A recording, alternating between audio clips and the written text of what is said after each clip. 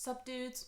Each time I discover or have read a manga, I check on anime list if it's known at all or how people react to it. I did the same with this one, and apparently only a few chapters have been translated in English, but people seem to be at least a little bit interested. It was published from 2017 until 2018. It's only 4 volumes, so maybe it's gonna get picked up again. It would be a shame. I read all of it and I wanted to tell you what I think.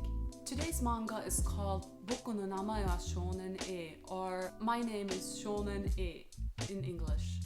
It is created by Kimizuka Chikara and Hiroka En. As far as I can tell, neither one of them has done something noteworthy as of yet, but I found this one pretty good.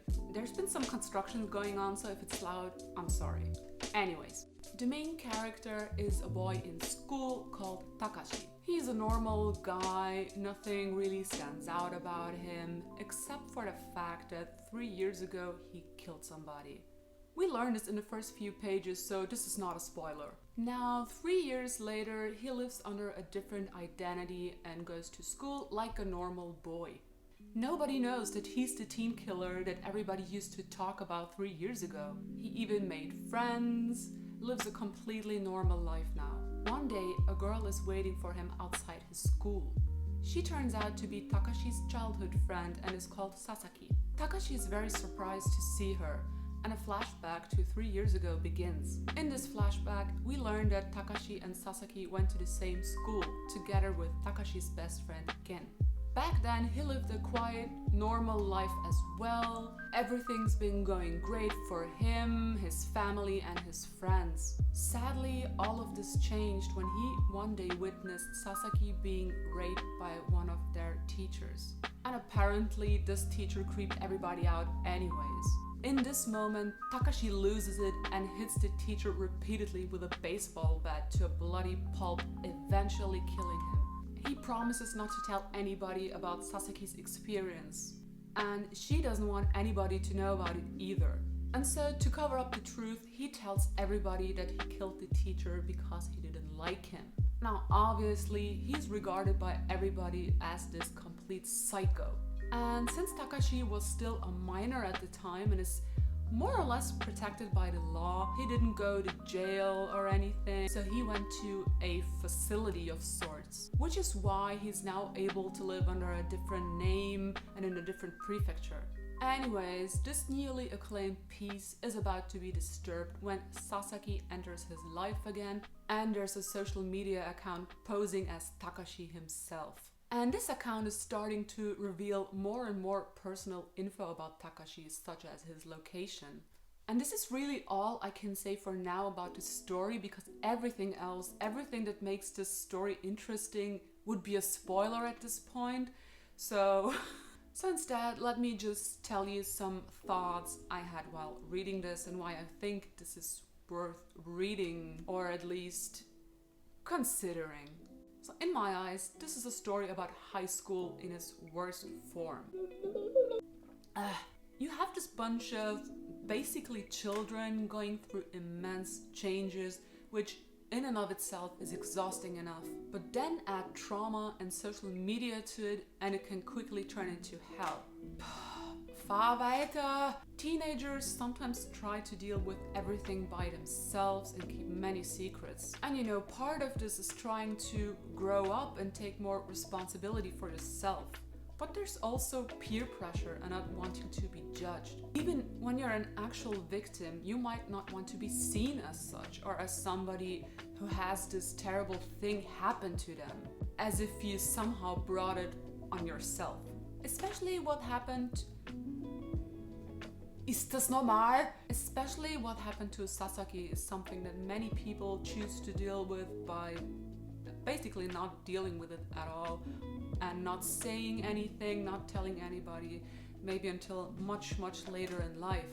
And this is something, by the way, that the story handles really well and very realistically. But the thing is that everybody around you just assumes things about you without really knowing anything about anybody. The current generation can probably relate to the story when it comes to the role social media plays. When I was in school, we did have MySpace, but it was a completely different world than now.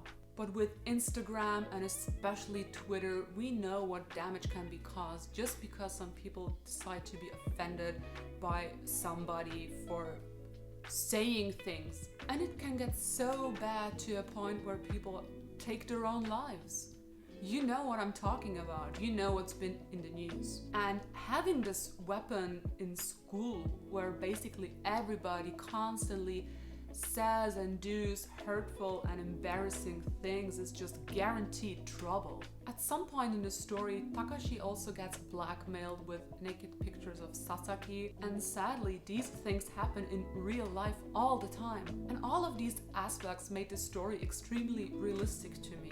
And there's so much more to be talked about in detail about everything that's revealed about the characters and what's gonna happen in the story. But as I said, it's a spoiler and I don't want to spoil anything. All I can say is that I think the ending was very realistic and not some over-the-top bullshit. And I feel like a lot of people would actually act exactly like that in the same situation. Not everybody, maybe not you, but a lot of people. The author also mentioned at the end of the last volume that he struggled to tell the story because of its sensitive subjects. He had to keep in mind how a bereaved family would act, and even if the killer was still a kid, you know, how would they deal with all of that? Would it have been different if Takashi just told them, hey, you know what, the guy's a pedo and I killed him? So you have to consider various angles, you know? And so morality and humanity play a big part in the story. As for the art, it looks like any other manga. There's nothing that stands out or looks unique, unlike the manga I talked about in my previous video, which is Chainsaw Man. But that's okay as well. It's not terrible or anything, it's just very basic.